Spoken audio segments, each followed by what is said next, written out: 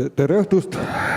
On taas esmaspäev ja tänase õhtu veedame indiaanlaste keskel ja kuulates ehtsat indiaani muusikat. 2 teejuhti meil on Raho Langsepp, kes viib end muusika juurde ja Henrik, kes viib nii-öelda maastikele ja indiaanlaste juurde kohale. Ma palun kõigepealt Raho aplausiga lavale.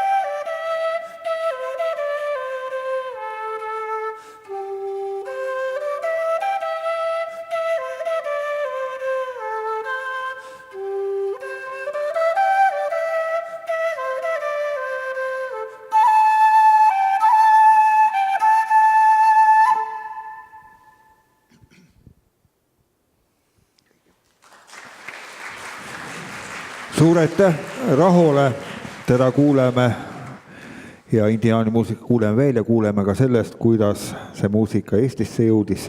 Aga nüüd läheme rändama ja ma annan Hendrikule nii-öelda selle matkakepi üle. Sest mul on teine. Tere õhtust ja läheme siis rändama ja seesama muusika seal Boliivias on väga, väga iseloomulik seal mägedes, et see on nii tavaline, et nendes külades külameestel on olemas need pillid, kas siis mingid flöödid või siis ka paaniflöödid ja siis õhtuti, kui tööpäev on läbi ja on aeg vaba, siis lihtsalt kuskilt küla vahelt hakkab kostma niisugust vilet ja siis tulevad teised mehed oma pillidega, tekib niisugune improvisatsiooniline bänd, aimara keeles on selle pilli nimi Siku. Ja siis niisugused Siku ansamblid iseenesest tekivad igal õhtul, et see on niisugune väga tavaline asi seal. Aga see maa me praegu lihtsalt rändame seal ringi, palgul võib-olla rohkem räägin loodusest, pärast nendest indiaani kommetest ja pärimusest. Aga kõigepealt see maa ise seal keskel Boliivia on siis üks 2 riigist Lõuna-Ameerikas, kellel ei ole merepiiri. Ja ta on pindalalt ikka väga suur, eriti kui Euroopa maadega võrrelda. Ja teda läbivad siis andid. Et siin on siis Boliivia nagu suuremalt ja siin on nagu ka näha siis, et see vasakpoolne kida läheb üle selleks Amazonase madalikuks ja parempoolne, jah. Ja siis vasakpoolne ehk siis lääs on siis andid. Aga andid on ju nagu Lõuna-Ameerika selgroog ja andid tegelikult ühendavad neid rahvaid ja traditsioone rohkem kui riigipiirid. Et ma olen käinud näiteks Ecuadori andides, Peruu andides, Argentiina andides ja seal on väga palju sarnast nii looduses kui ka kultuuris, sest need mäed lihtsalt kujundavad seda. Et selles mõttes neil ei ole nagu piire sellisel andide kultuuril ja loodusel. Ja nüüd siin kaardi peal on lihtsalt väga põgusalt näha need paigad, mille kohta pildid tulevad. Et alguses me oleme nagu nendes andide kõrgemates osades, nagu seal all vasakul Altiplano soolajärved ja maailma suurim soolatasandik Salar de Uyuni ja siis oleme näiteks ka surmateel, mis on siis juba seal üleval. See on siis selline tee, mis läheb ülevalt andidest alla sinna Amazonase madalikule, väga erakordne tee.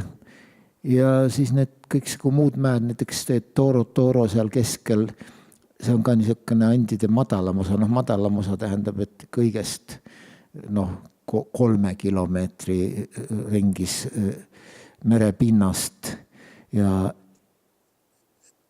rändame siis mägedes ja see oligi õieti sinna minekul mul ju mõelda, et kuhu Boliivias minna ja just meelega sai võetud see mägede osa, sest Amazonasel ma olen käinud teistes riikides, ta on ju nii hullult suur, ta ulatub paljude riikide piiridesse. Ja andid on Boliivias just eriti uhked ja ka see indiaani kultuur on siin väga elav, et vahel kui meil räägitakse siin nagu kurva häälega, kuidas indiaani rahvad hävivad ja kuidas indiaani kultuur hävib, siis niisugune melanhoolne toon on selle juures minu meelest selles on natukene sellist romantilist nahksuka juttude aegset indiaanlase kujutlust, mis eestlastel on olemas. Kui sa lähed Lõuna-Ameerikasse, sa näed väga elujõulisi suuri indiaani rahvaid ja neil on pole neil kuskil mingit väljasuremise märki ja nende pärimused on vägevad ja seal on väga uhke see indiaani elujõud ja kultuur. Aga mõni sõna siis ikkagi selle Boliivia erijoontest, kui üldse kogu muu Lõuna-Ameerika maadega teda võrrelda, et jah, teda läbivad andid kõige kõrgem osa on ikka kuskil 7 ja kõrgemal kilomeetri peal, et see on siis nagu siin pildi peal, selle ma tegelikult tegin hoopiski Argentiina andides ja isegi Boliivia pealinn La Paz on maailma kõige kõrgem pealinn, ehk siis ta asub 3,5 kilomeetri kõrgusel merepinnast. Linnu on küll kõrgemal ka merepinnast maailmas. Tuleb näiteks meelde Tiibeti pealinn Lhasa, aga see ei ole ametlik pealinn, aga La Paz on ametlik pealinn ja ametlikest pealinnadest on ta kõige kõrgem. Väike hoiatus, kui te kunagi sinna lähete, siis te saate haamri, nagu ütlevad mägironijad, et kui sa lendad siit minema ja maandud 3,5 kilomeetri kõrgusel, siis on garanteeritud, et sa saad mägihaiguse. Mõni saab tugevamalt, mõni nõrgemalt, aga sa ei pääse sellest. Ja näiteks see pilt ma tegin La Pazi ühelt tänavalt, kui te vaatate nende inimeste näojooni, siis on selge, et need ei ole euroopalikud näojooned, et need on indiaanlased või siis ka niisugused mestiitsid, indiaani ja valgete järglased, kellel valitsevad ikkagi indiaanipärased näojooned ja võib nimetada Boliiviat maailma kõige ehedamaks indiaani riigiks selles mõttes, et seal on 11 miljonit inimest ja nendest pooled peavad ennast indiaanlasteks. Aga see on muidugi, kui nüüd sügavamale minna, niisugune peen küsimus, et just nimelt peavad ennast indiaanlasteks, sest me ei ole ju mingid Hitleri aegsed rassiuurijad, kes teevad väga ranget vahet, et kes on ikka puhtavereline ja kelles on tibake mingit muud verd, aga see on lihtsalt nende endi käest küsitud rahvaküsitluse põhjal, kelleks keegi ennast peab ja selle järgi on siis pooled, see on siis 6 miljonit nendest on indiaanlased, eri rahvad, mõned on väga suured, palju suuremad kui Eesti rahvas, aga mõned on ülipisikesed ja neid on palju, 100 indiaani rahvaid ja osa siis elavad andides, osa mujal ja see on ka midagi väga iseloomulikku Boliiviale ja ka andidele, need on siis kokalehed. Kokalehtedega on, ütleme, maailmas minu meelest täiesti skisofreeniline olukord. Kui sa oled kusagil Lõuna-Ameerika andides ja seal on igal pool neid kokalehti, nendest tehakse teed, nendest tehakse toite, neid kasutatakse ravimina ja paljudeks muudeks.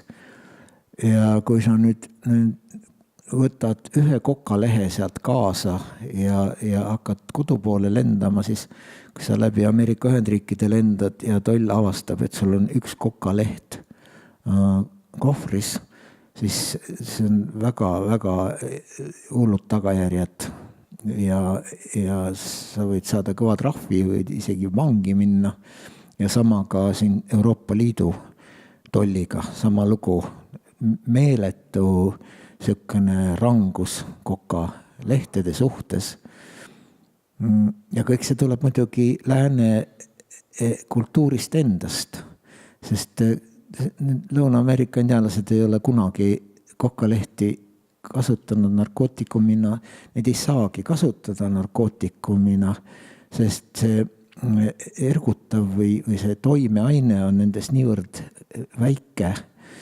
Kui ma õieti mäletan, siis võib-olla 1 tonnist kokalehtedest saab 1 grammi kokaiini. Aga praegusel ajal loomulikult tänapäeva maailmas on kokaiin probleem ja see on nagu punane retik, siis ütleme lääne kultuuris ta peetakse ohtlikuks ja selle tõttu on need lehed ka siis nagu tembeldatud väga suureks ohuks.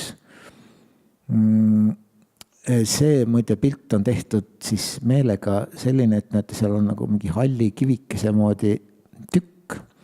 See kogu komplekt kokku on siis Quechuade ja Aymarade väga vana ergutusvahend, mis pistetakse põske. Nimelt niimoodi, et ma olen ka seda ikka seal teinud, et keerad need lehed rulli, kerasse keskele paned see hall asi on tegelikult teatud taimede põletamisest tekkinud tuhk ja just kindlad taimed ja need siis pressitakse kokku ja niimoodi tekib see betoonivärvi tükikene ja see pannakse sinna nutsu keskele, see pistetakse põske, nii et eemalt saad väga hästi aru, kui kellelgi on kokanots põses, ta on, põsk on punnis nagu hamstril. Ja siis, kui sa seda seal hoiad, siis ta vaikselt see sülg fermentiseerib neid aineid ja see ergutav toime tasapisi levib sul kehas laiali ja ta on ka mägihaiguste vastu kohalikud, on sellest täiesti kindlad.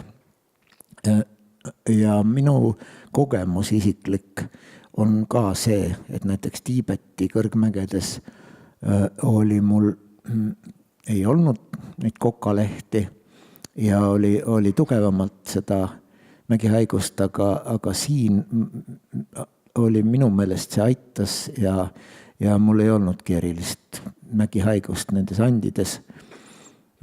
Ja teistpidi on see väga sükene, igalühel on see erinev.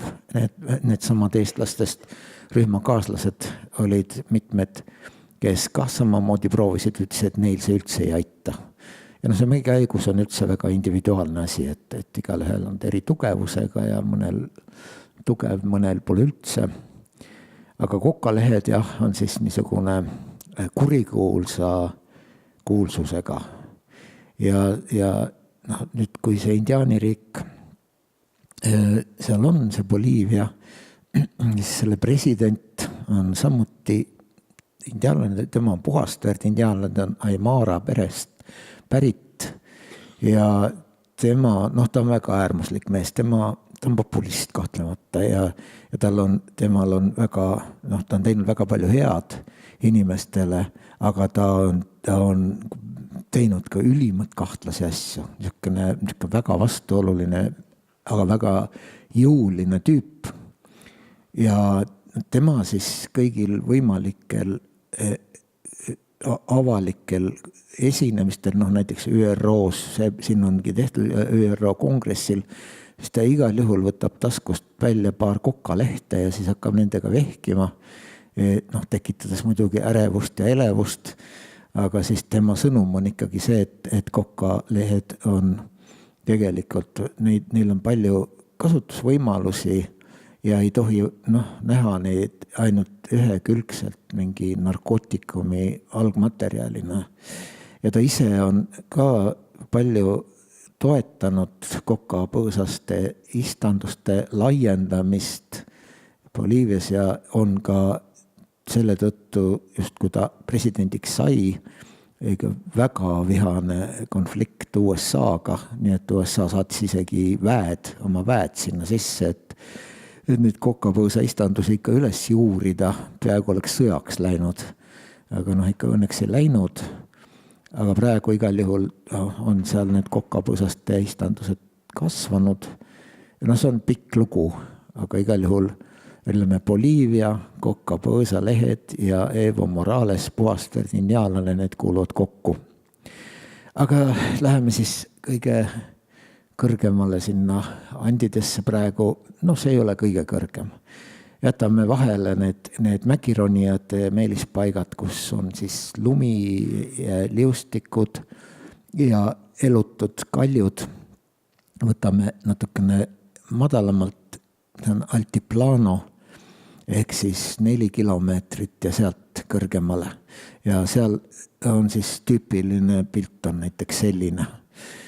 Et puid seal loomulikult ei ole, taimestik on õudselt kidur, inimesi elab vähe, aga sellised laamade ja alpakade karjad on väga tavalised. Ja üldse mingi mägede pilt, kus on alpakad või laamad, see on igal juhul just Lõuna-Ameerika, kindla peale Lõuna-Ameerika Andid.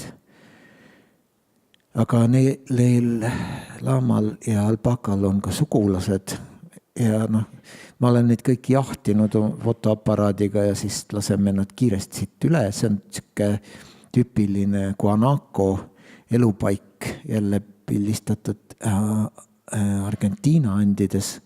Guanaco näeb suhteliselt nagu laama moodi välja, aga ta on ikkagi metsik ja looduslik olend ja mägedes ta elab ja mõnikord elab ka madalamal.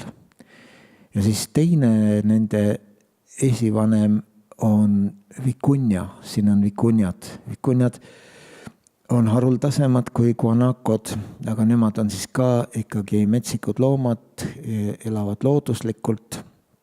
Ja kui guanacosid on suudetud nagu pidada ikkagi loomaaedades vähemalt mõned aastad, siis vikunjasid ei ole suudetud siiamaani üldse loomaaedades pidada, nad lihtsalt surevad maha, kui sa nad puuri paned.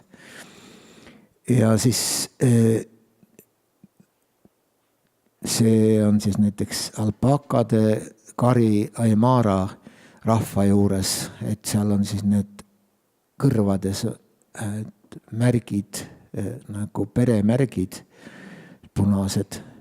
Ja nüüd, et kes siis kellest pärineb, varem usuti et alpaka pärineb kindlasti sellest vikunjast, see oli see tüüp, eks ole, ja siis laamad, et need siis pärinevad nendest guanakodest, sest nad väliselt sarnanevad. Aga praegu on asi põhjalikumaks läinud, geneetilisel tasemel on uuritud ja nii nagu ikka põhjalik uurimine külvab arusaamist, et asjad on jube keerulised ja enam ei julge ükski teadlane öelda, et kumbast nad ikka pärinevad, et seal nende erinevate loomade geene on erinevates loomades erineval hulgal ja ühesõnaga asja uuritakse edasi. Aga võib-olla lihtsalt selle sama laama ja alpaka vahe nüüd on, eks ole, see, et laamad on suuremad kõvasti ja laamade kõrvad on nagu pigemad ja nad hoiavad neid tihti püsti ka veel ja saba on neil selline kõver. Aga kui me vaatame siin uuesti seda alpakat, siis alpaka kõrvad on väiksemad, ta nägu on niisugune ümaram ja ta saba ka ei hoidu nii uhkesti krõnksu. Ja alpakad on siis need, kes annavad kohapealsetele ja on andnud tuhandeid aastaid villa ja liha ja siis laamad jällegi on olnud ainsad veoloomad Lõuna-Ameerikas ja ka samuti lihaloomad. Need on põnevad asjad, kui sa neid koha peal seal näed ja uurid ja elad nendele kaasa. Aga inimeste elamud seal kõrgemal, seal altiplanol, kus on hästi karm, on viletsad ja väga hõre on see asustus. Siin üks nendest väikesest asundusest on ja see asundus on kindlasti siin ainult sellepärast, et siin on vesi. Vett on altiplanol tohutult vähe ja seal, kus on vett, seal siis vahel on mõned majad, aga need on hästi näha, et siin inimesed elavad vaevaliselt kivist, niisugused urtsikud, rohtkatused ja väga tihti ka maha jäetud. Ja no üldse see Altiplano, see on kõrgplatoo tegelikult geograafiliselt, see on siis maailma suuruselt teine kõrgplatoo seal Andides, kõige suurem on Tiibetis ja see on niisugune üsna tüüpiline tegelikkus, mis seal Altiplanol on, et puid pole üldse ja kui on taimis, need on ka niisugused koltunud ja näiliselt surnud, kuigi nad ei ole. See näiteks on Pampas tepirohi, siin ta on täiesti elus, aga ta näeb välja nagu oleks surnud, sest ta elab oma võimete piiril. Ja lihtsalt üks huvitav taim, keda paar pilti siin temast, kes on nii heleroheline, et sa näed teda juba kilomeetri kaugusel sellel elutul maastikul. Ja see on nüüd siis niisugune taim, kelle nimi on asorell. No eestlase pilguga vaatad mätas, kindlasti sambla mätas. Lähed juurde, vajutad sõrmega, ei ole üldse pehme, kõva kui kivi. Ja kui meil see looduskiit seal oli kaasas, siis ta seletas selle lahti, urgitses noaga selle nii-öelda mätta seest tüki välja ja siis ilmus siukene pilt, et tegelikult see asorell on puitunud varrega taimekene ja nad kasvavad üksteise kõrval tihedalt koos. Need puitunud varred on nagu justkui kleepunud üksteise külge, nii et tegelikult see on puitmätas. No siin on näha ka need lehed, mis tal on, imetillukesed, hoopis teistmoodi välimusega kui sammaldel. Ja see puitunud kiht muidugi kasvab meeletult aeglaselt, nii et seal on mõõdetud asorelli nii-öelda puitmätta vanust 3000 aastat. Ja teistpidi ta suudab siin elada, kus ei ole nagu võimalik elada ja peab vastu. Siis on seal üleval Altiplanol veel selliseid vulkaanivärke, igasuguseid tegutsevaid vulkaane ja selliseid kuumaveeallikaid ja muid. Üldiselt, kui sa seal oled, siis on üsna kõle olemine.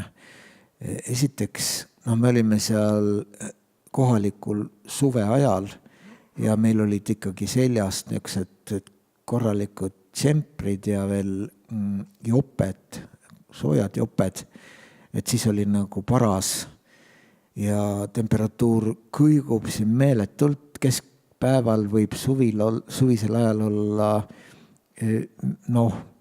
vaata, et kuskil 30 kraadi ligi sooja ja öösel tõmbab nii, et peaaegu miinustesse, nii et hommikul oli just sõitsime sealt mingist kohast üle, kus oli natuke vett, siis seal oli jää peal. Samal päeval niimoodi vaheldub see ja teiseks on seal metsik tuul, sest puid ju ei ole ja tuul saab kõva hoo sisse. Ja siis on need kuumaveallikad seal vahel. Ja siis on üks niisugune huvitav pilt, mida ma ei ole kusagil maailma mägedes mujal näinud. Ma nimetaks neid siis tagurpidi jääpurikateks, et nad on sellised 0,5 meetri kõrgused ja vahel ka kõrgemad ja tõesti nagu jääpurikad kasvaksid maa seest välja.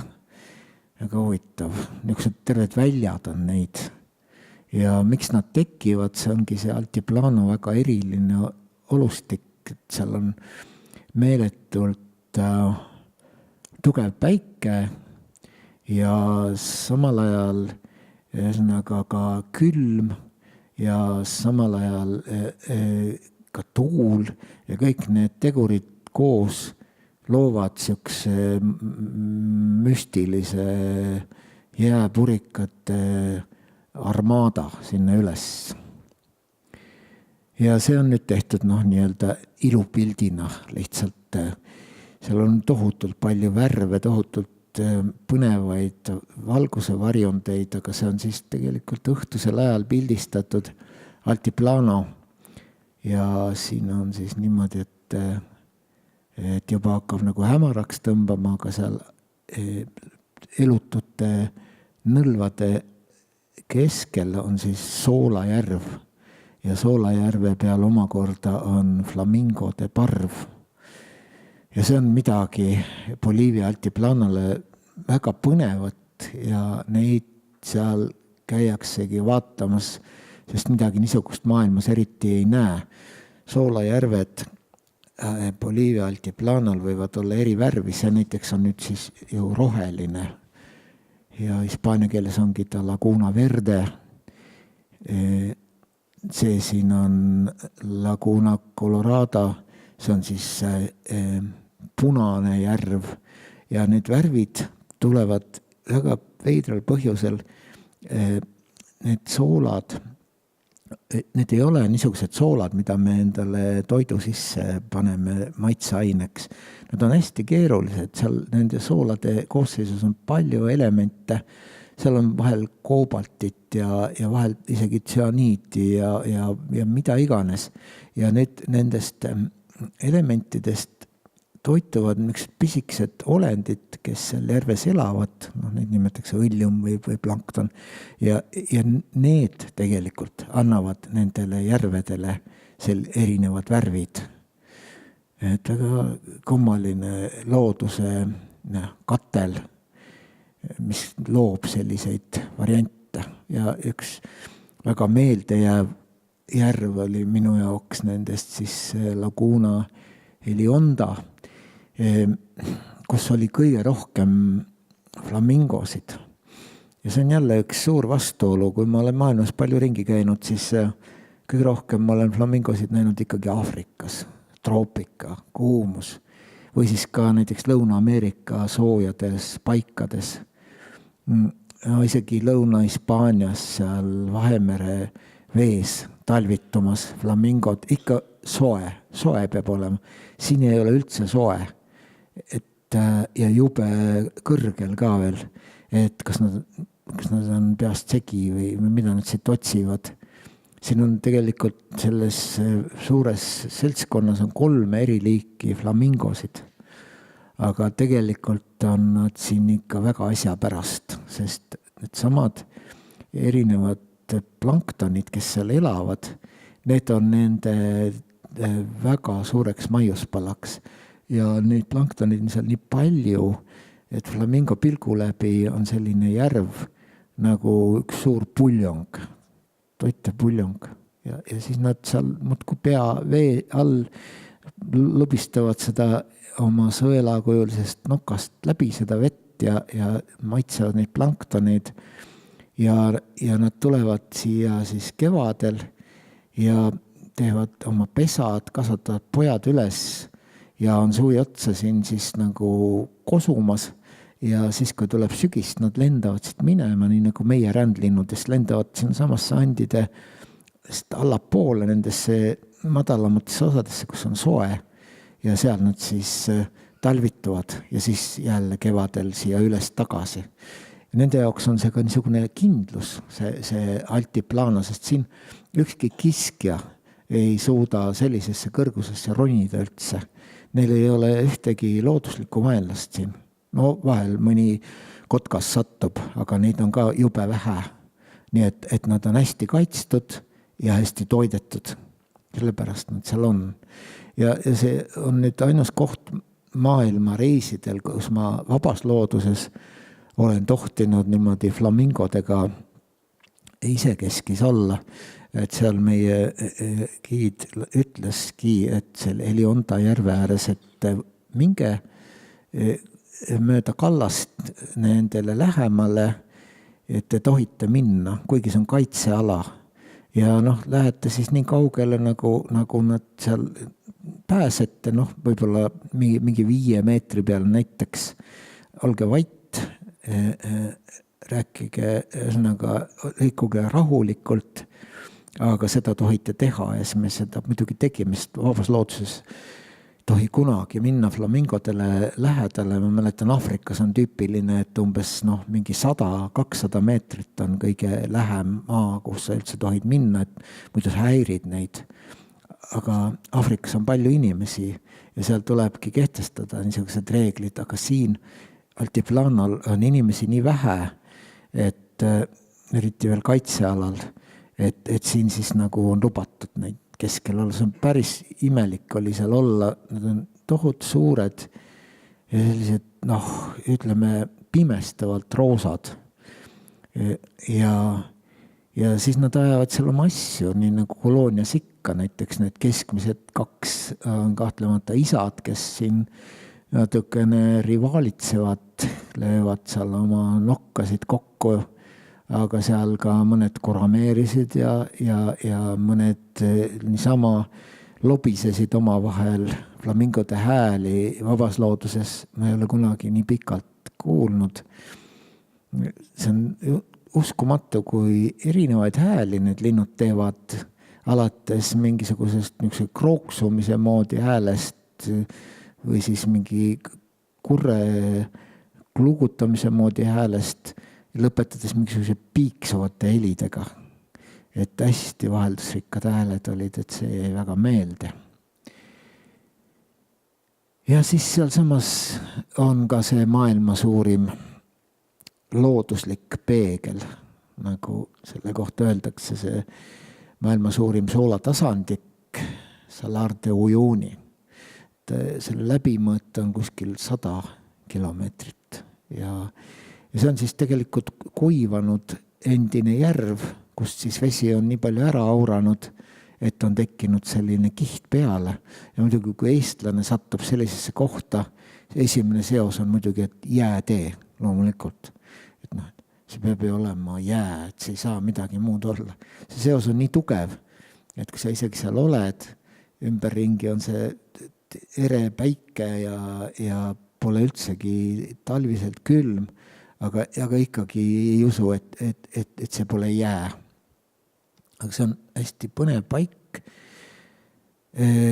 Paistab ära ka kosmosesse, nii et need kosmose satelliidid kalibreerivad oma kõrgusmõõtjaid seal kosmoses selle maailma suurima loodusliku peegli pealt, sest selle kõrgus merepinnast on täpselt teada ja hästi ära näha sinna kosmosesse. Aga minnakse sinna siis niisuguste maasturitega, sõidetakse seal umbes nagu talvisel Peipsil, ütleme niimoodi. Ja see kõik on väga imelik ja kuidagi selline nagu kiiksuga tundub olevat.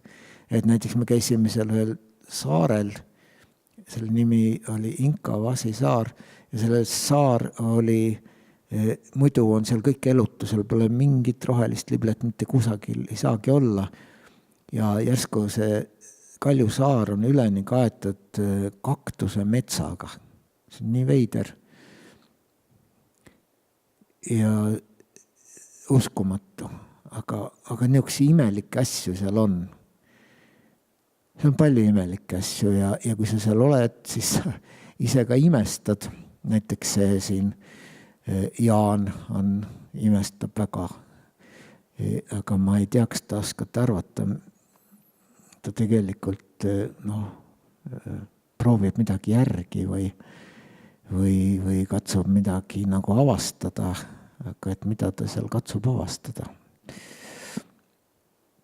Ta ei tee üldse nalja.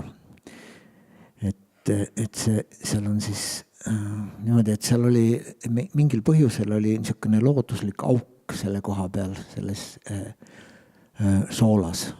Ja siis ta lihtsalt toppis oma käe sinna nii sügavale, kui sai. Lihtsalt, et huvitav, mis seal on. Ja tulemus oli see, et käelaba, kui ta nii sügavale sulatus, siis ulatas, siis käeluba jõudis välja veeni. Et seal oli vesi. Aga teadlased on uurinud seda järve tegelikult, kui tal käsi oleks veel mitu korda pikem, siis ta jõuaks järgmise soolakihini. Ja kui ta sellest soolakihist läbi läheks, siis jõuaks jälle veeni ja siis jälle soolakiht ja vesi ja nii edasi. Lõputul hulgal jää või soola, ise ütlen ka jää, soola ja veekihte. Et ta on mitukümmend meetrit sügav, see järv, ja koosnebki sellistest kihtidest. Aga noh, seal soola peal saab igasugu trikke teha ja ka näiteks siin niisugusi siin Külli parajasti esineb meil ilmselt siis võib-olla näiteks mõne indiaani müütilise tegelasena, näiteks Inti võib-olla, kes on siis inkade päikesejumal. Et seal oli väga põnev. Aga muidugi see, mille peal nüüd see Külli seisab, see on ju selge, et see on inimkätega tehtud ja siin on midagi tehtud ja loomulikult on siin võetud soola.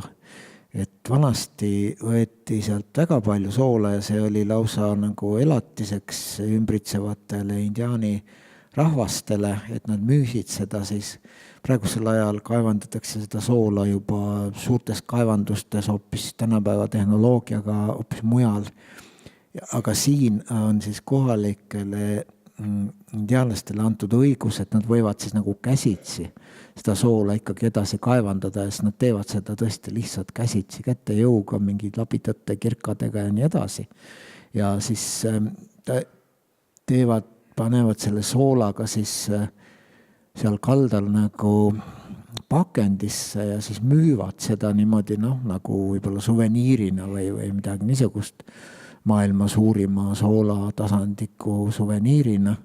Ja siin üks Aymara indiaanlane just keevitab gaasiballooni tulega siis neid kotte niimoodi kokku müügiks, et seal me vaatasime, kuidas ta seda teeb. Ja siis on seal veel niisugused naljakad ja imelikud asjad nagu soolahotellid.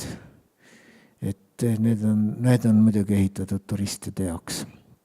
Et kohalikud niisugustes ei ela, aga nad on huvitavad, et kõik on soolast ja siis seal on näiteks, see näiteks oli üks uhkemaid nendest hotellidest, kus me olime seal Cristal Samana oli selle nimi, ta oli mitmekorruseline, lõputult igast saale, koridore, mingisuguseid salonge ja kõik on soolast ja siis on seal mingid kujud, näiteks soolast põhjapõdrad ja soolast lumememmed ja igast muud imelikud asjad, kõik sinu toa asjad on tehtud soolast. Oma voodi ma kontrollisin üle, et kas ta ikka on tõesti soolast, tegin näpu märjaks, tõmbasin üle voodi serva, pistsin suhu, oli tõesti sool. Et see on niisugune nii-öelda lõbustus või meelelahutus, aga iseenesest jääb väga hästi meelde, kui sa niisuguses oled. Aga ma arvan, et nüüd võib-olla on aeg muusikat kuulata vahepeal.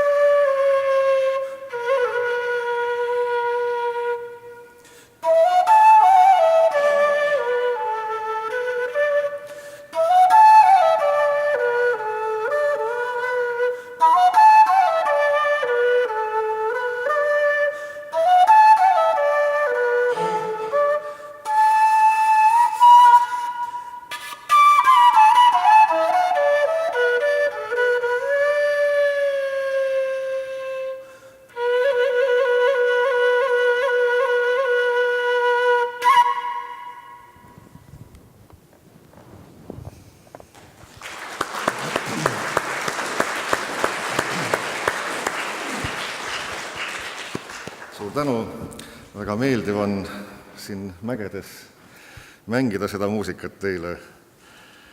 Ja paar sõna minu poolt siis nendest pillidest kõigepealt. See, mida te kuulsite alguses ja mida te kuulsite nüüd, on vertikaalselt puhutav traditsiooniline andide flööt, mis kannab nime keena. Ja tihti, kui see on kirjapildis, mõnikord kirjutatakse ka kaaga, nii nagu kuulete, kena, eesti keeles võiks kena öelda, aga hääldatakse keena, see tuleb quechua-keelsest sõnast kiina, see on Hispaania päraselt siis hääldatud keena, ja tihtipeale on vaadata, oi, see on nagu krokodill keena või geena, aga ei ole. Krokodillipillid, need on väga vanad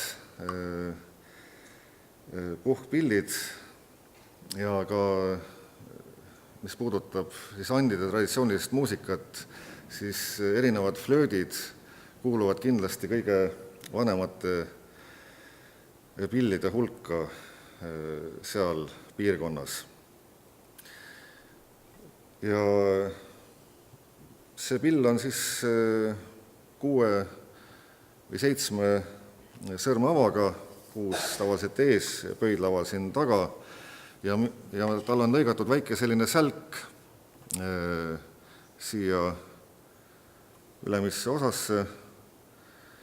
See on väga vana selline võte flöötide puhul ja tegelikult kõige vanemad pillid, kõige vanem mängiv pill on pärit Hiinast, on umbes 9000 aastat vana, on just nimelt sarnase ehitusega, kus on lõigatud üks väike sälk siia tühja bambuse või siis luu flöödi otsa, et seda heli oleks siis mugavam tekitada. Teine väga tüüpiline ja traditsiooniline siis pill, mida härra Relve juba mainis alguses, kas Aimara või Aimara? Aimara, jah, ma kogu aeg arvasin, et Aimara, aga Aimara keeles on selle pilli nimi siis siku, quechua keeles antara ja hispaania keeles zampoña üldnimetusena, ehk siis meile kõige tuttavama nimega paaniflööt. Jällegi väga vana pillitüüp, kõikjal, kus kasvab bambus või roog, väga lihtne võtta erineva pikkusega bambused ja me saamegi erineva helirea. Mis aga on nüüd iseloomulik nendele pillidele, mida andides mängitakse, on see, et helirida ei ole pandud mitte järjest, nagu me oleme harjunud siis Euroopa ja üldse õhtumaade paaniflöödi puhul, vaid see on üle ühe. Ja kui me tahame järjest mängida, siis tuleb mängida kahte rida vaheldumisi. Miks? Nimelt andides on väga levinud selline nende sikude, nimetame neid siis nii täna, mängimise traditsioon, kus meloodia liigub kahe mängija tihtipeale või väga tihti kahe mängijate grupi vahel. Ühed mängivad ühtesid, teised mängivad teisi noote, nii et see on hästi ilus ja muljetavaldav kuulata, kuidas see nagu stereona, loodusliku stereona tuleb. Ja tegelikult annab ka sellise väga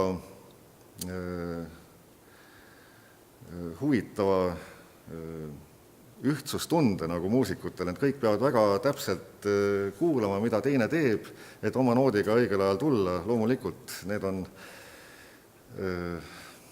neile juba sünnist saadik paljud meloodiad sisse kulunud, nagu ka mänguoskus, aga nii neid mängitakse. Mina siis püüan täna nüüd üksinda hakkama saada nende kahe heli või kahe pilli vahel. Mängitakse ka niimoodi, et nad on pandud kokku ja siis üks väike lugu.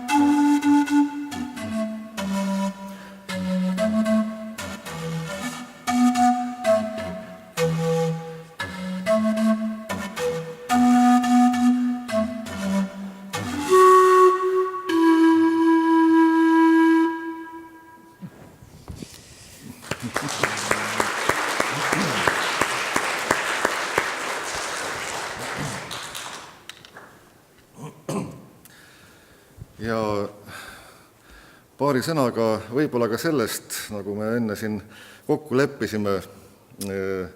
Ma räägin, kuidas see indiaani traditsiooniline muusika Eestisse on jõudnud. Seda on siin mängitud juba üle 40 aasta ja esimesed, kes sellega algust tegid, olid vennad Mikk ja Heno Sarv, kes mängisid siis Mikk vastavalt flööte, Heno mandoliini ja Tõnis Tulp kitarriga.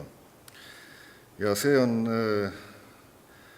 ka aeg, kui mina umbes 6-aastasena 70-ndate alguses esimest korda neid meloodiaid kuulsin ja kus mul esimest korda tekkis ka soov just nimelt flööte mängima õppida. Eelmisel aastal sai teoks esimest korda siis selline täielik kava indiaani muusikast kõikide nende inimestega või nende mõnede inimestega, kes selle mängimise juures nende aastate jooksul on olnud.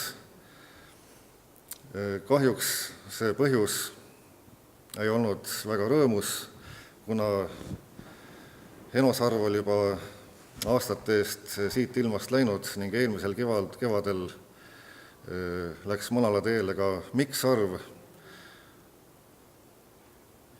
Ja tema ärasaatmisel, kui me neid lugusid mängisime, siis leidis ka Tõnis Tulp, et enam kuhugi ei ole seda lükata ja nii sündiski siis ansambel Los Estandinos, millega me andsime 4 kontserti eelmisel aastal, kes on huvitatud, see on osaliselt ka YouTube'is olemas, Viljandi kontsert, mis olid siis pühendatud Mikk ja Heno Sarve mälestusele. Ja viimaseks selles plokis ma mängin teile ühe loo Okariiniga, see on siis 3. väga tüüpiline pill, mida andide muusikas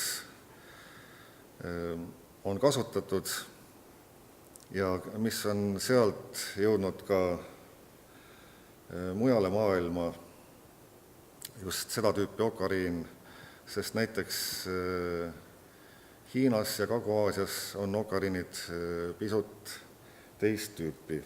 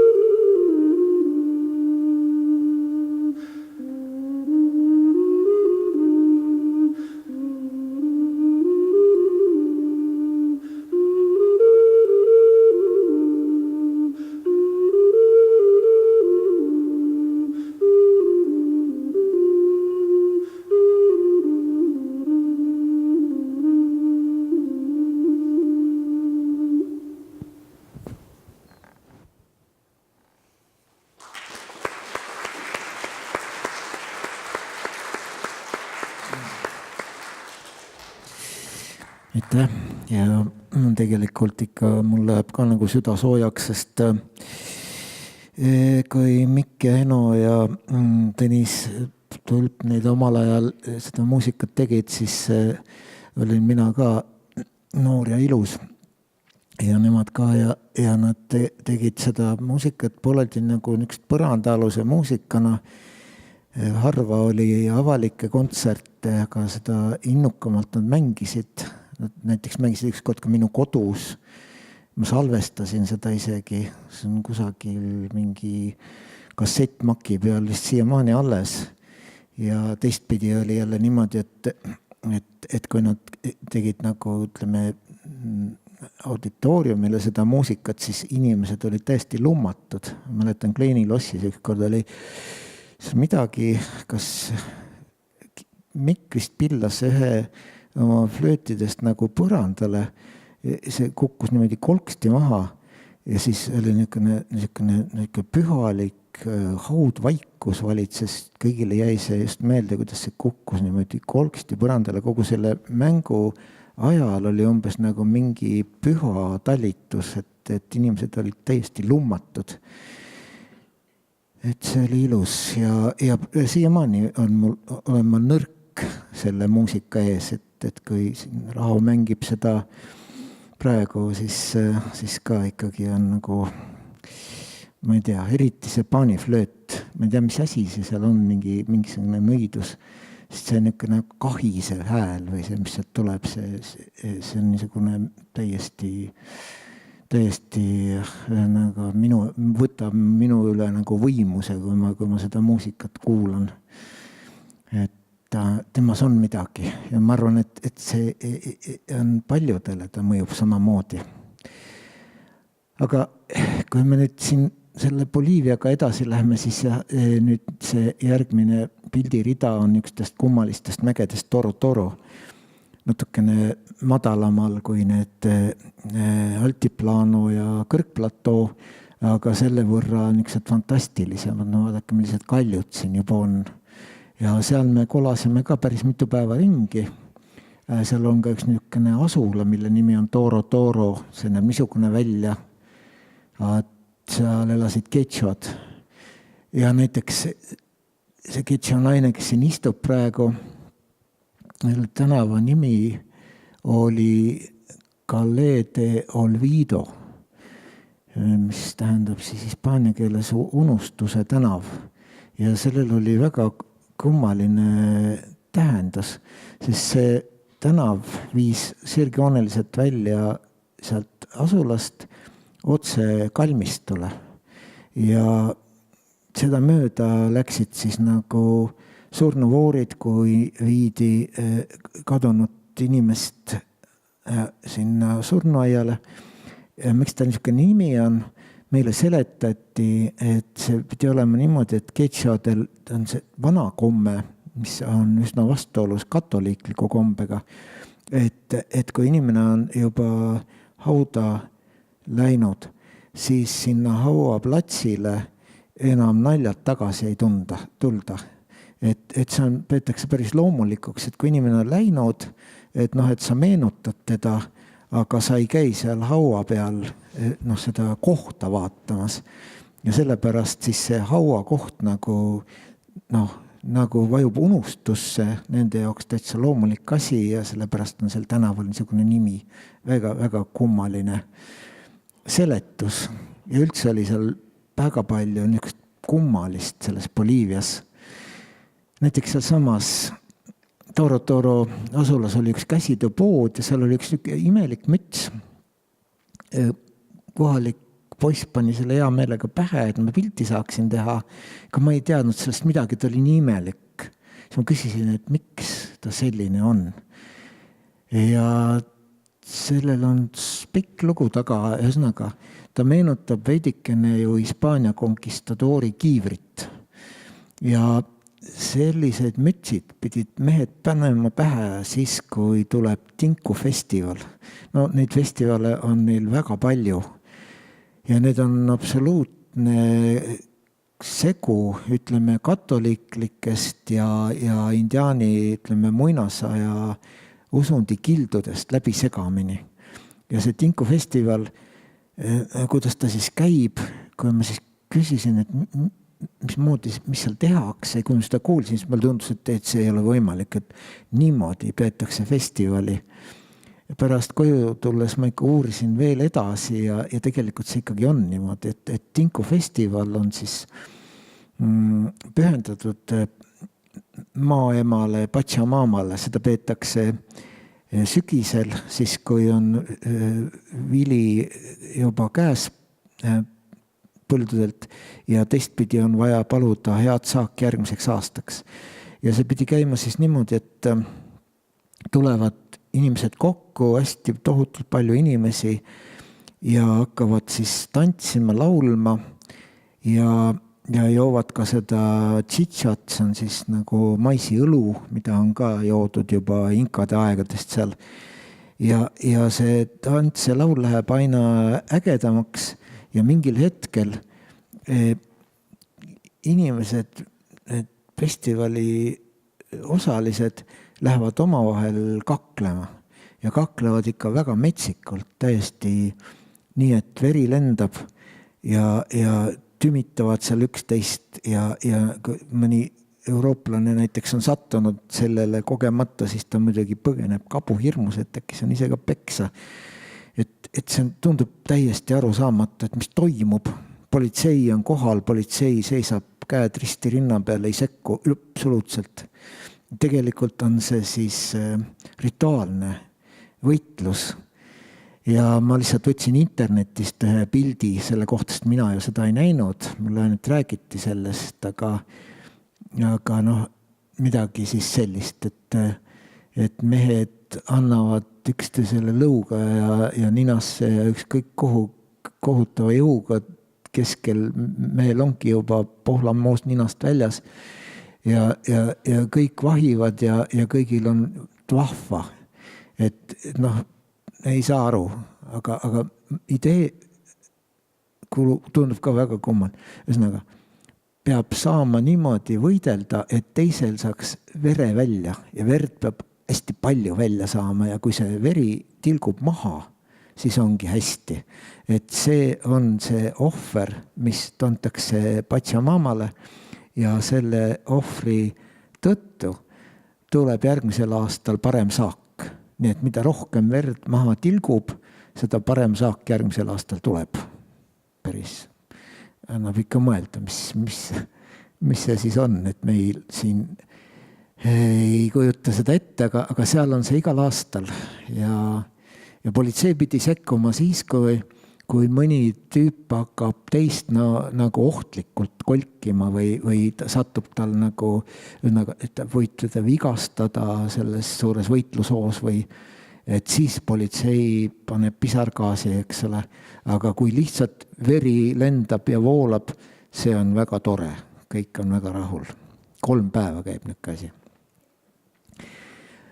Aga seal mägedes, nad on väga fantastilised mäed, vaadake see osa näiteks Toro mägedes, selle nimi oli Kivilinn, et nagu oleks mingisugused kaljudest tornid, majad, terved kindlused ja seal me matkasime siis ringi ja nägime näiteks ka just ainsa loomana seal seda elukat, te võib-olla tunnete ta ära, see on Eestis vahel lemmikloomana ja mõnikord peetakse ta Euroopas ka karusnaha pärast.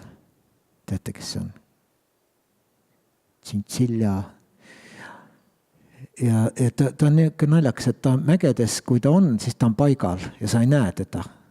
Lähed mõnekümne meetri kauguselt, sa ei näe. Ta on nii sulandunud sellesse värvidega, sellesse kaljusse.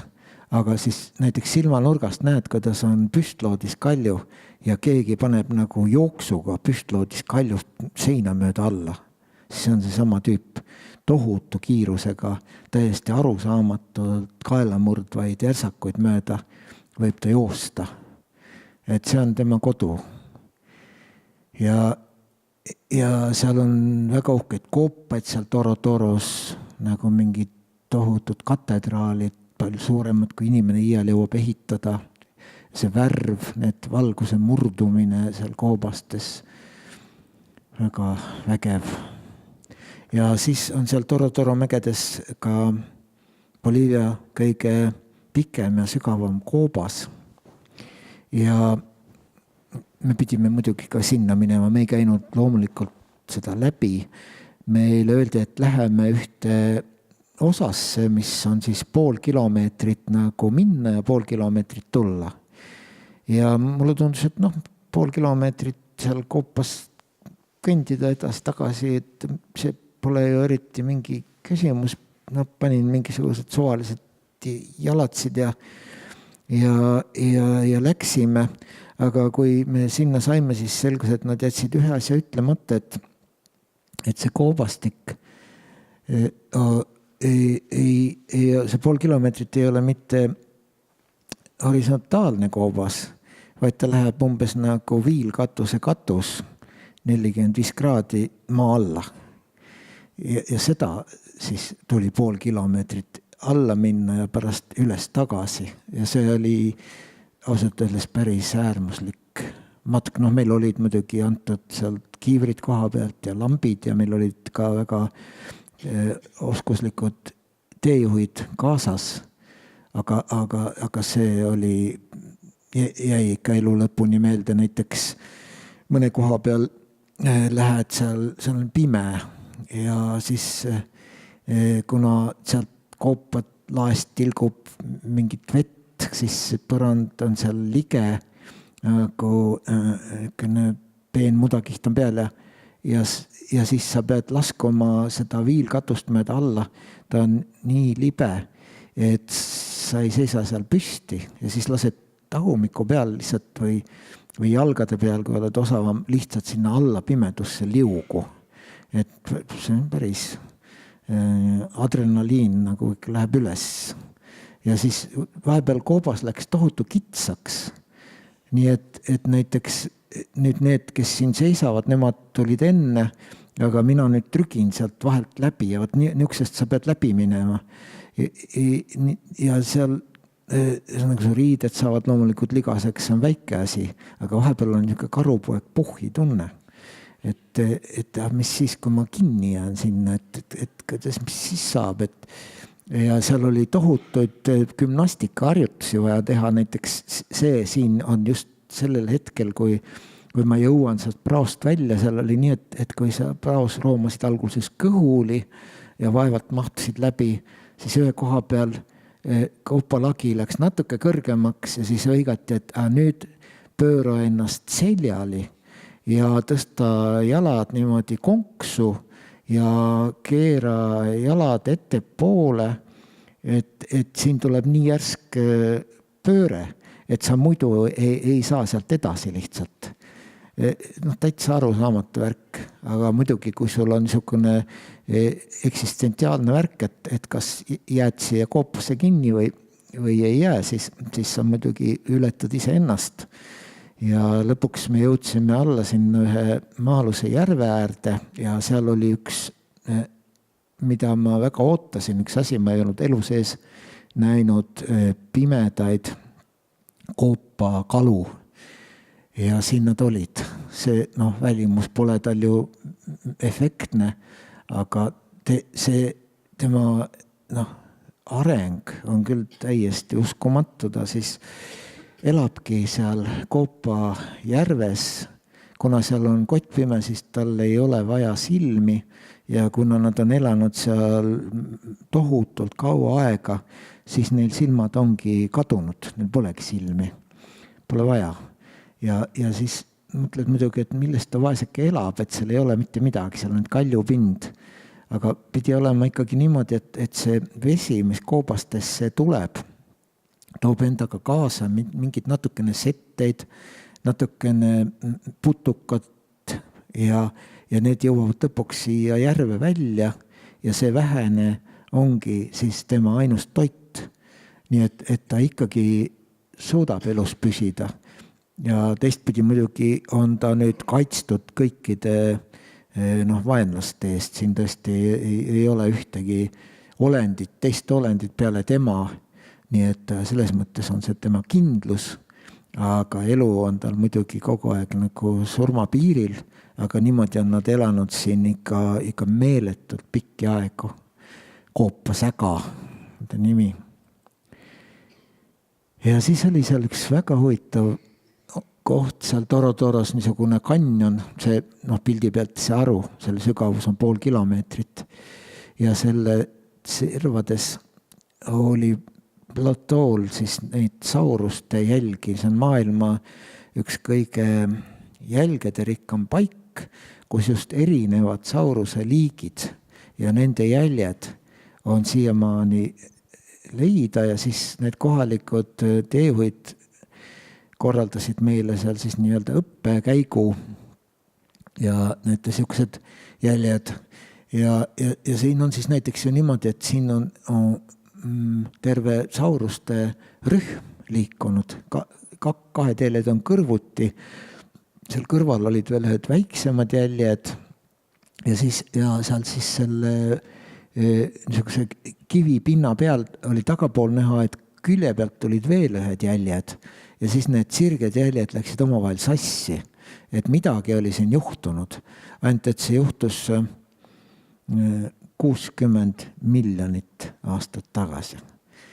Ja see on täiesti uskumatu, et sa loed siit nagu seda nagu värskelt lumelt jälgi ja siis katsud ära arvata, et mis siin siis juhtus 60 miljonit aastat tagasi ja neil oli oma seletus sellele ka, et see elukas, et seal oli siis üks 2 täiskasvanud ja 1 poeg, kes olid ühest liigist ja see liik nägi välja sedamoodi. Neil olid see ka vahva, et neil olid vestitaskutes ja põuetaskutes, igal pool olid need plastmassist saurused. Ja siis, kui tulid vastavad jäljed, siis nad tõmbas selle õige liigi sealt taskust välja ja näitas, et see oli, kuigi see oli nüüd siis ju hiigel suur. Aga mulle ta meenutas, ma mäletan, kui ma olin 7-aastane, ei osanud veel hästi lugedagi, aga minu esimene raamatuid oli Plutonia nimeline ja seal oli juttu siuksest saurusest, kellel on ogad selja peal ja kes näeb umbes niimoodi välja. Ja ta nimi oli Triceratops. Aga neil on erinevaid nimesid, vaadake, nendel sauruste nimedega sa võid täitsa hulluks minna, sest neid nimetatakse iga 10 aasta järel ümber kogu aeg.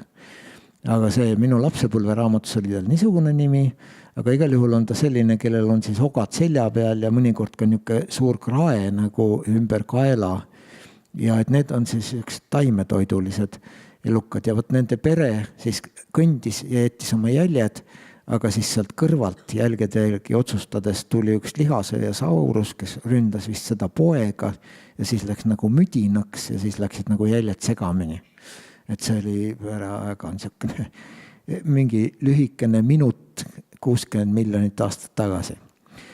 Ja siis on, siin on ühe lihasööja sauruse jälg, väga tüüpiline, niisugune kolmnurkne, 3 varbaga ja siis see elukas ise on ka siin kõrval. Neid on ka hullult palju liike ju, aga need olid seal täitsa olemas.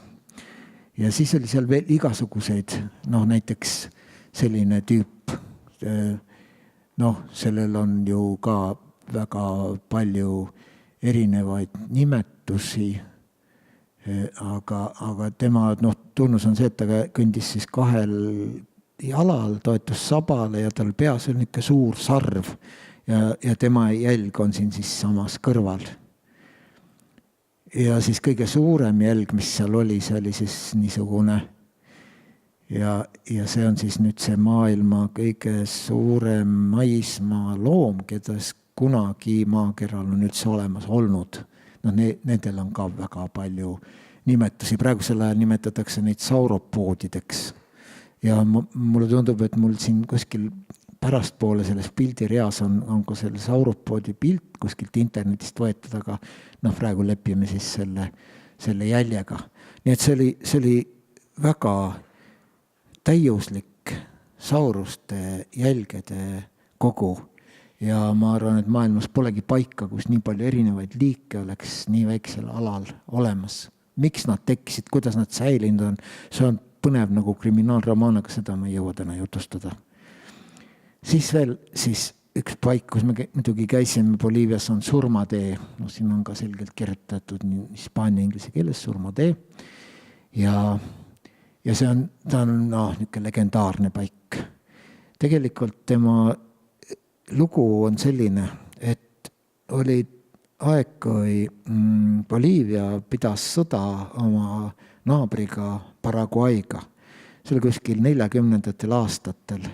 Mõlemad riigid puruvaesed, aga ikka üksteisele kõri kallale ja kes kelle ära vallutab ja siis Paraguay nagu suutis vahepeal vallutada mingi osa sellest Boliiviast niimoodi ära, et osa Boliiviast seal oli oht, et osa Boliiviast saab olema ära lõigatud pealinnast ja siis tuli teha selline sõjatee, hädatee, et pidada ühendust selle teise osaga Boliiviast.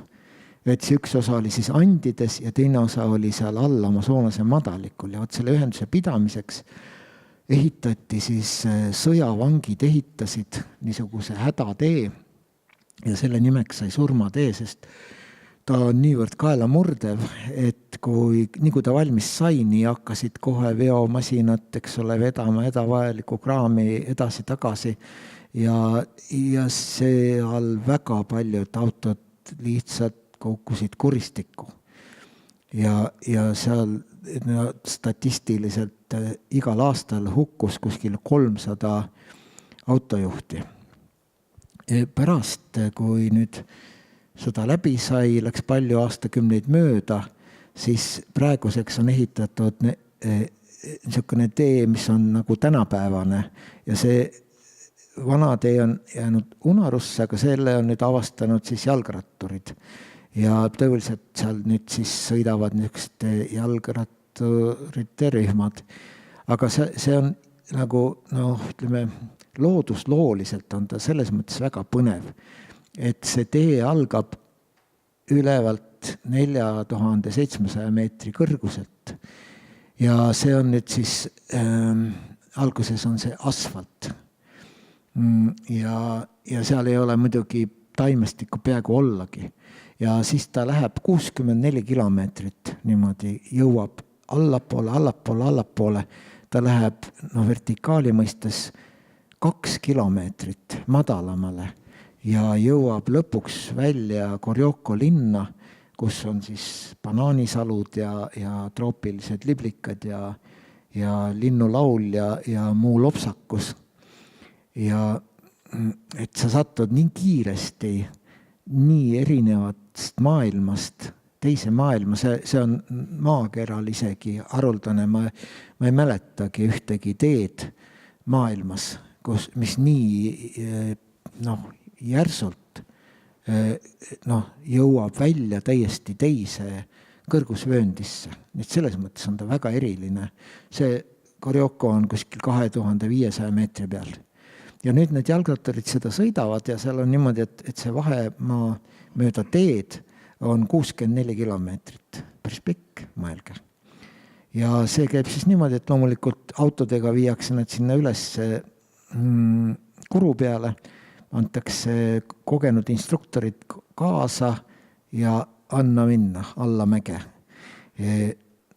64 kilomeetrit ja see tavaliselt sõidetakse läbi 5 tunniga, 5 tundi järskusid mägiteid. Mina ei ole spordimees, mind huvitab loodus ja mina mõtlesin, et ei olegi väga huvitatud selle rattaga seal sõitmisest. Meie seltskonnas olid mitmed, kes läksid, aga oli ka niisugune võimalus, et kui sa tahtsid teist varianti, siis oli see, et sa istusid sinna autosse, mis saatis neid jalgrattureid. Ja siis seal oli autojuhiga, me leppisime kokku, et ma saan ka vahepeal peatusi teha ja pilti teha ja mulle meeldis see looduse uurimise ja pildistamise variant palju rohkem kui see ekstreem jalgrattasõites, mina valisin nagu selle, aga see tee umbes näeb selline välja. Et niimoodi seal minnakse, 3 meetri laiune kruusatee suurem osa sellest surmateest. Ja anna minna, vahepeal on udu, vahepeal on tohutu lopsakas loodus ümberringi ja kogu aeg see loodus muutub. Mind huvitas just see, et kuidas see loodus seal muutub. Ja seal olid erinevad taimevööndid, erinevad taimestikud. Näiteks see siin on mets, mida nimetatakse pilvemetsaks. Et ta ongi pilved ja mets on pilvedes ja see on siis selline, ta võis olla kuskil 3 kilomeetri kõrgusel umbes, et nüüd Amazonase madalikult tulevad need kuumad õhud, tõusevad mööda mäekülge üles ja siis nagu sajavad tühjaks siin pilvemetsas ja selle tõttu on siin palju niiskust ja siinsed taimed ja kõik see elustik on väga eriline. Siin on üks pilt tehtud lihtsalt selle pilvemetsa puudest, et tohutu lopsakus, kõverad puud, meeletul hulgal liike, paljud okste pealt ripuvad alla sellised meetripikkused samblatordid, täiesti fantastiline mets ja seda nautisin mina. Aga jalgratturid nautisid oma ja siin näiteks on nad siis näha. Teleobjektiiviga pildistasin neid, parajasti sõidavad üle joa, vahel see juga sajab meil pähe ka välja ja neile jälle meeldis see väga hirmsasti. seal taga on, muide see keskel on, näete seal üks niisugune rist nagu halli kalju taustal. See on siis ühe hukkunud inimese mälestuseks sinna pandud. Ja üldiselt see surmatee tänapäeval natukene ka õigustab seda sama nime. Üldiselt on ta lihtsalt, ütleme ausalt, üks turistikas. Seal need rühmad muudkult lähevad nagu konveire peal muidugi ja korralikud instruktsioonid, korralik ohutustehnika, aga ometi vahel midagi juhtub. Nii et praegu on statistiliselt on vist niimoodi, et selle tohutu hulga turistide seas siis umbes aastas keskmiselt 13 jalgratturit hukkuvad. Tühja asi, kui võrrelda 300-ga. Ise nad tahavad seda.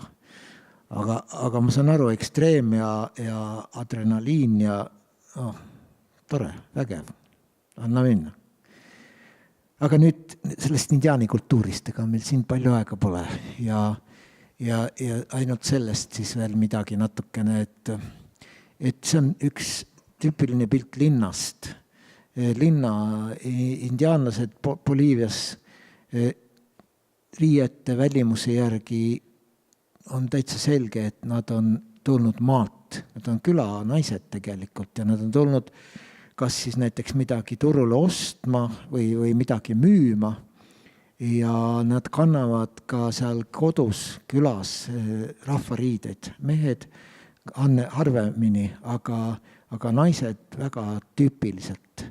Ja me käisime mõnedes sellistes nii-öelda traditsioonilistes indiaani külades ka. Seal on neid igasugused, mõned on üsna moodsad, mõned on niisugused vahepealsed, aga ütleme see niisugune traditsiooniline küla, kus me käisime, selle nimi oli Yakun Yampara ja seal elasid ka keitsuad ja siin te näete seda, milline ta välja näeb.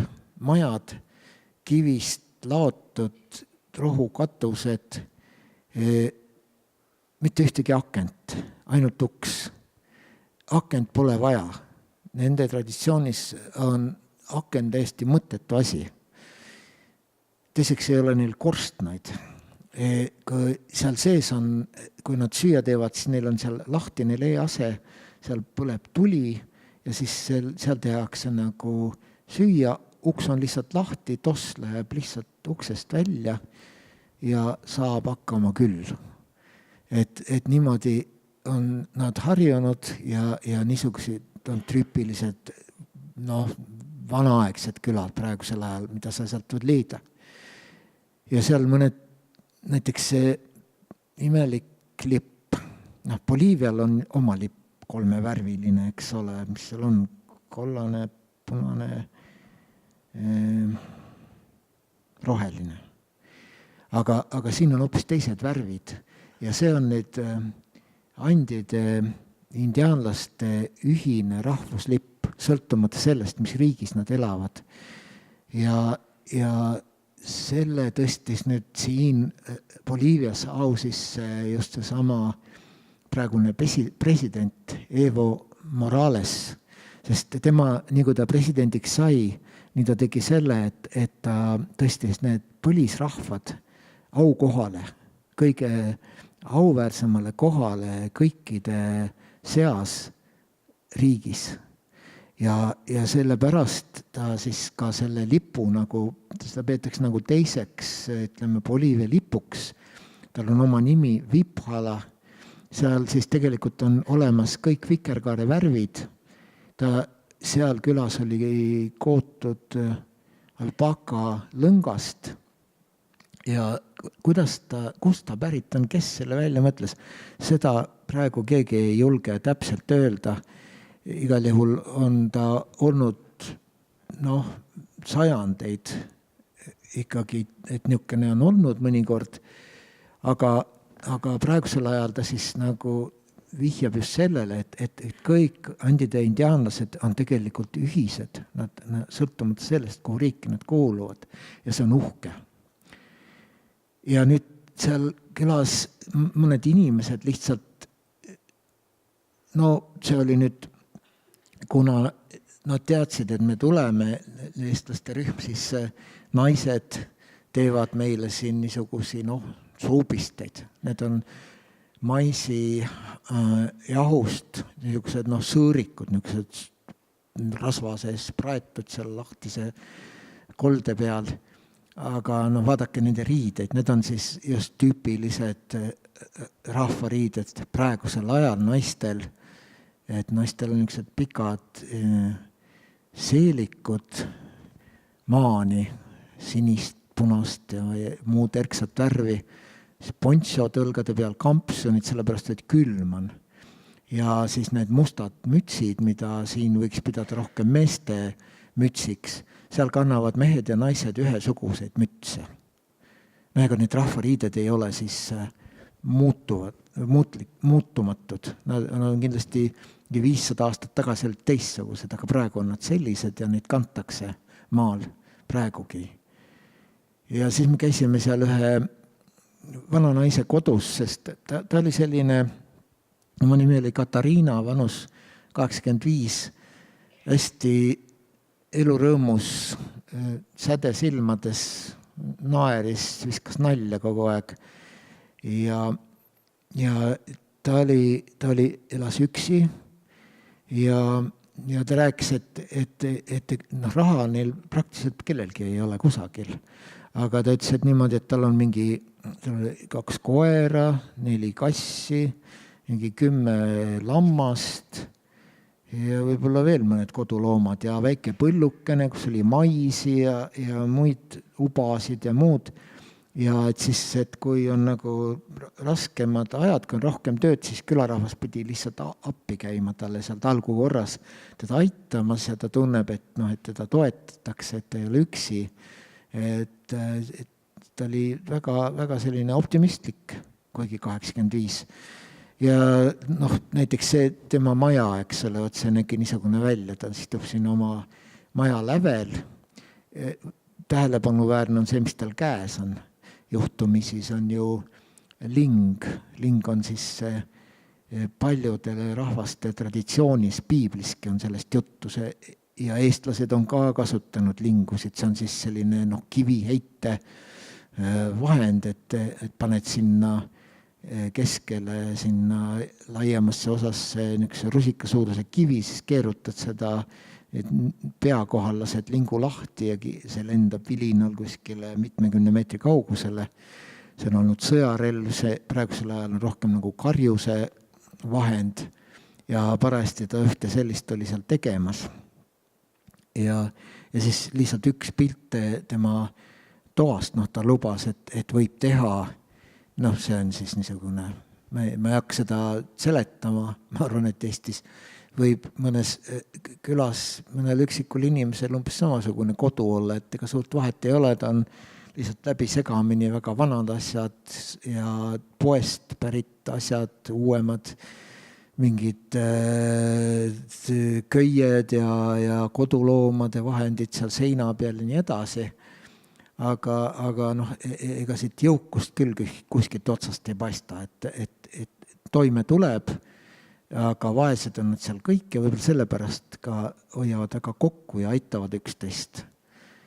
Ja siis oli seal see külavanem, see oli ka ikka eriline persoon. Et tema siis võttis meid niimoodi pidulikult vastu, et niisugused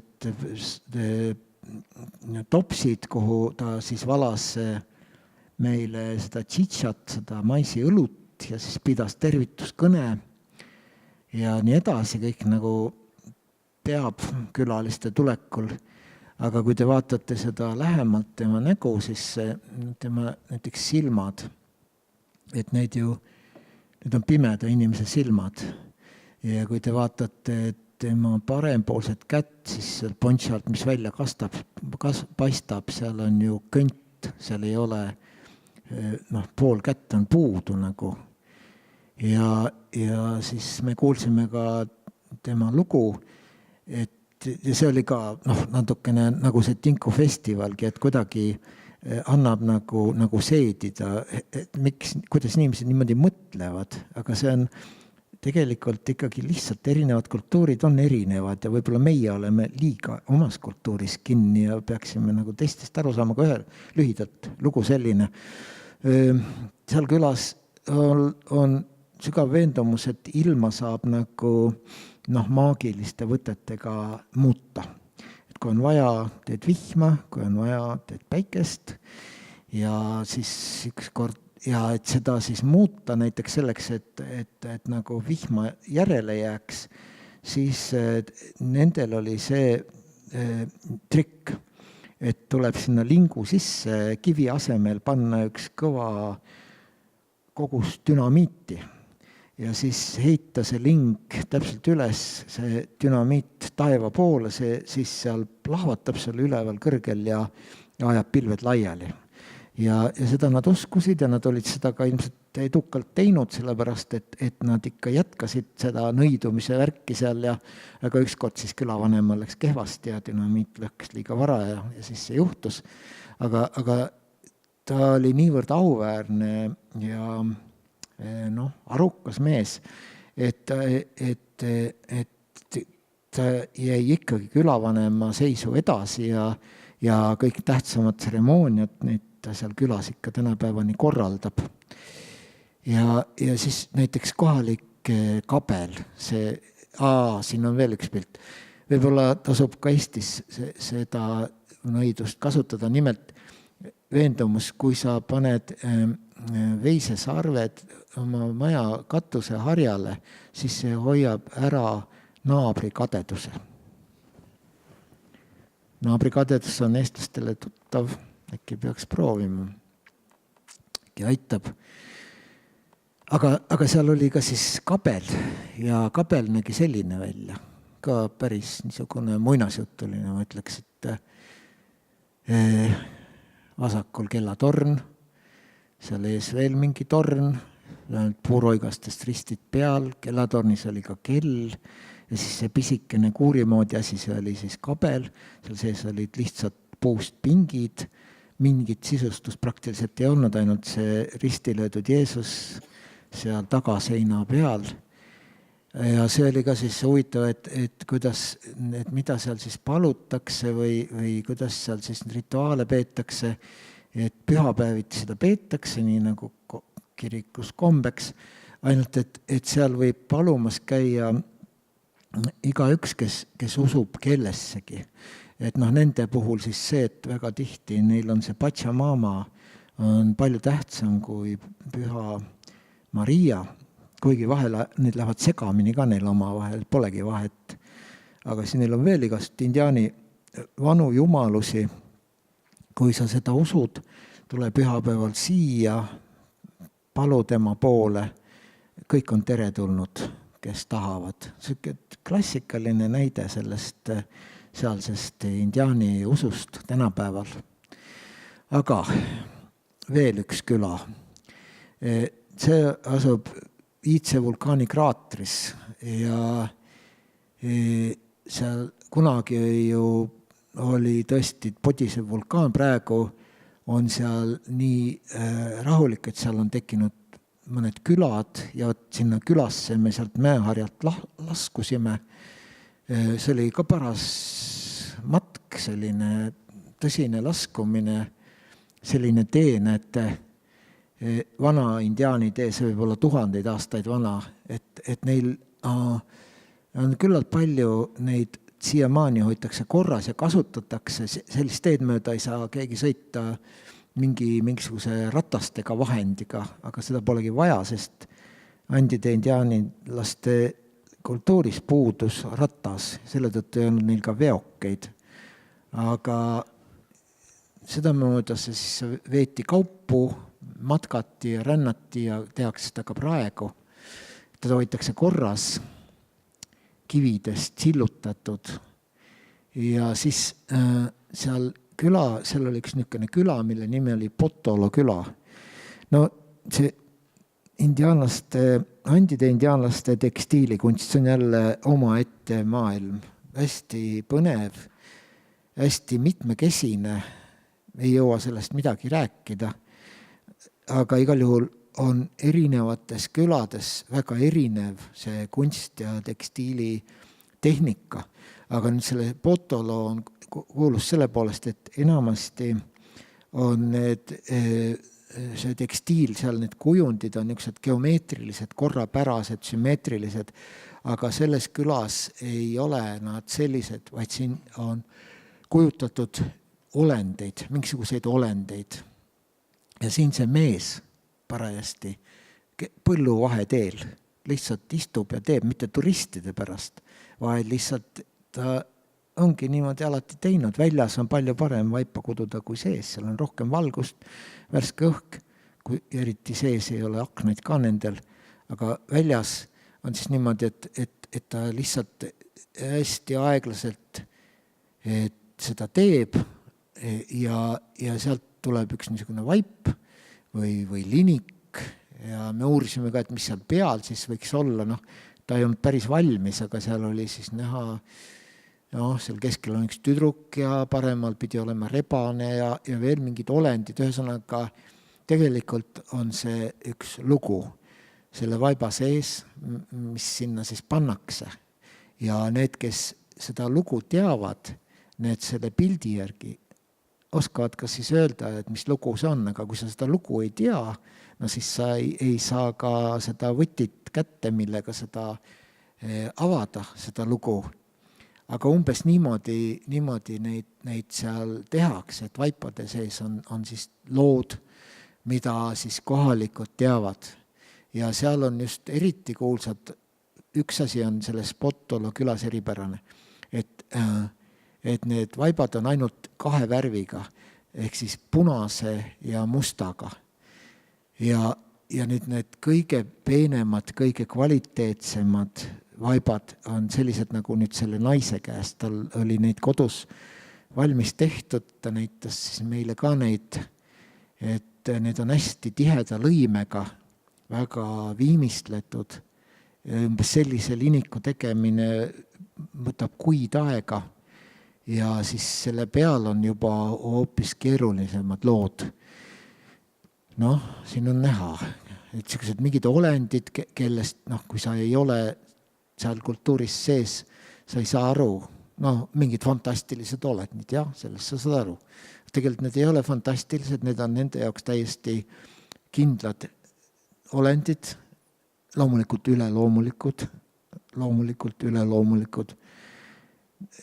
Need on müütilised olendid, erilise väega ja igaühe kohta on siis teada lood ja need on pikad ja keerulised. Nii et see ei ole enam piltjutustus, see on juba piltentsüklopeedia. Ja näiteks siin selline entsüklopeedia, hästi palju igasuguseid elukaid ja olendeid ja mõne kohta me ikka saime mingit selgust ka ja neid oli nii palju, kõik läks sassi lõpuks, aga vähemalt mõned nendest meenutavad siin nagu natukene inimest, neil on nagu käed ja jalad ja niisugused imelikud pikad juuksed justkui, et need on siis just sellised, ütleme siis kas haldjad või sellised muud väeolendid, kes on looduses ja tegutsevad siis oma valdkonnas. Igalühel oma nimi. Ja ühed nendest on ka siis niisugused, kes on siis maa-alused haldjad. Ja see mägi siin, sellest võiks ka hullult pikalt rääkida, aga see on Potoosi linna juures mägi, kust on kaevatud 500 aastat hõbedat. Ja see ei ole ikka veel otsas. Ja selle aja sees on ta muidugi läbi uuristatud nagu mingi mutikäikude labürintidest ja kuskil vähemalt 1500. ja 600. aastatel sai Hispaania impeerium, see oli ju hiigelsuur impeerium, oma põhilise hõbeda, et münte teha selle mäe seest. See on hästi uskumatu mägi. Ja nüüd, kui need tänapäeva kaevurid seal sees jälle ikka edasi tegutsevad, hästi, nad on küllalt vaesed, seda hõbedat ei ole seal palju järel, seal võetakse juba mingeid teisi vähem väärtuslikke maake, aga ikka seal neid kaevandatakse, siis see töö on muidugi ohtlik. Ja kui sa seal käikudes käid, nüüd järgmine pilt ei ole jällegi minu tehtud, internetist võetud, me sinna sisse ei jõudnud, kuigi Potoosi linnas ma käisin palju ringi, aga seal mäe sees sa võid kohtuda siis sellise kujuga. See on jälle pärit nende Aymarade usust ja see on üks mäehaldjaid. Ja miks ta siin on? Selleks, et talle saaks ohverdada, et talle saaks austust avaldada, et saaks teda lepitada, et ei juhtuks minuga midagi hullu. Seal ümberringi on näha plastpudeleid, nendega on toodud seda sama tšitšat, see on üks tüüpiline ohver, mida tuuakse nendele pühadele olenditele, aga näiteks parema põlve peal on tal plastkott, selle sees on kahtlemata kokalehed, jälle väga tüüpiline ohver. Vasakul põlvel on tal siis, ma kahtlustan, mingi turisti pandud õllepurk. Aga igal juhul temaga tuleb lepitust otsida, siis ei juhtu sinuga maal midagi halba, aga nüüd kui meie oma kultuuri läbi seda vaatame, siis meie ütleme, see on ju saatana sise, eks ole, sarved peas, maal elab selge pilt, see on ju saatan. Aga seal see nii lihtne ei ole. Ja selle võrra on ta huvitavam. Näiteks meil oli ühes kohas, see oli vist seal samas Potoosi linnas, oli selline õhtu, kus nad oma kostüümides nagu tantsisid ja laulsid neid festivali tantse ja laule ja olid need kostüümid, festivali kostüümid seljas ja seal selline tüüp näiteks tantsis. Jälle kohe selge, see peab olema ju mingi allmaa tegelane, eks ole, missugune imelik müts, milline välimus, eks ole. Ja jälle meie peas on kohe selge, et see on mingisugune kurjuse kehastus. Aga nende jaoks see nii ei ole. Sest maal elab igasugu tüüpe. Osad on head, osad on kurjad. Ja nüüd on naljakas, et nendel festivalidel on väga armastatud sellised kostüümid, mida meie peame nagu saatana kehastuseks. Aga nende peas on seal niisugune 2 tähendust. Et kui nüüd mingi katoliiklane küsib, et miks siin nii palju kuradeid ringi tantsib, siis seletus on selline, et siin festivalil on hea ja kurja võitlus ja siis lõpuks selle võitluse käigus ikkagi loomulikult hea võidab ja kuri jääb alla. Aga siis nende enda peas on see hoopis kuidagi teisiti, see on niimoodi, et see, kes seal tantsib, on lihtsalt üks maalune haldjas, üks paljudest, ta võib olla nii hea kui kuri, tal on oma nimi, oma iseloom, oma persoon. Nii et näiteks see kõige fantastilisem saatan, keda ma seal nägin, need nägid välja sellised, nagu mingid volangidega, kleidid seljas, Boliivia lipuvärvidega, mütsid peas, täiesti uskumatu fantaasia. Ja kõik nad on maalt olnud, et see jättis mulle sügava mulje, aga ma arvan, et järsku siin lõpus on see kadunud sauropoodi pilt, see sattus vale koha peale, aga sellega on minu pildirida lõppenud, aitäh teile.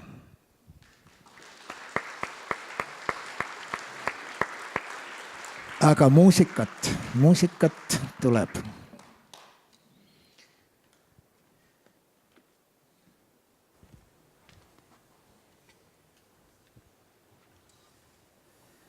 Mul on teile mängida veel üks lugu siis lõpetuseks ja otsustasin teha sellise valiku, mängida ühte viisi, mis on paljudele teile ehk tuttav eelkõige selle tõttu, et Simon ja Garfunkel kunagi selle kuulsaks tegid, selle nimeks on Kondori lend. Ja nagu me ennem siin Hendrikuga rääkisime, on tegelikult väidetavalt ka olemas autor sealt Andidest, kes on väitnud, et nad on selle kirjutanud.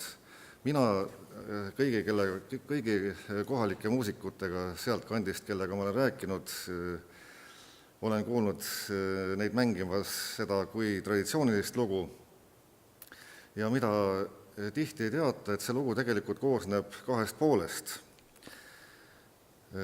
Ja väike legend, nii nagu mina seda selgitust selle loo kohta tean, on selline, et oli väga oluline selline nõupidamine, kus siis